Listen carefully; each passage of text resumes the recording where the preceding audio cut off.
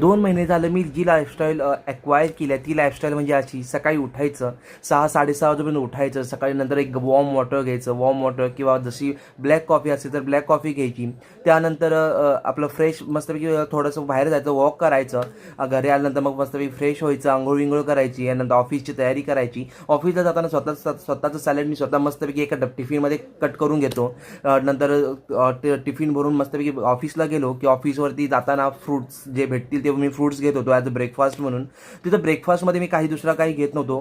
त्याच्यानंतर जे माझं कॉफी विथ शुगर मी ज्या ठिकाणी घेत होतो त्याला मी रिप्लेस केलं माझ्या ग्रीन टीसोबत आणि ती मी ग्रीन टी घ्यायला सुरू केली. नंतर 2 वाजताच्या लंचमध्ये मस्तपैकी आपल्या घरचं जेवण आणि त्याच्यामध्ये एक कटोरी दही जे मी ॲज अ रोज मी त्यात ॲड केलं. आणि असं सुरू करत करत जसं येताना मला ज्या क्रेविंग्स लागत होत्या जसं की पाणीपुरी असो, भेळपुरी असो, फ्रँकी असो, त्याला मी रिप्लेस केलं माझ्या चना आणि शेंगदाणासोबत. आणि जर मला भूक लागली तर मी तेच खाऊ लागलो. आणि अशी मी माझी लाईफस्टाईल चेंज केली. प्लस मी त्याच्यामध्ये रोज माझी 10,000 ते 15,000 पावलं वाढवली आणि मी माझी जर्नी स्टार्ट केली.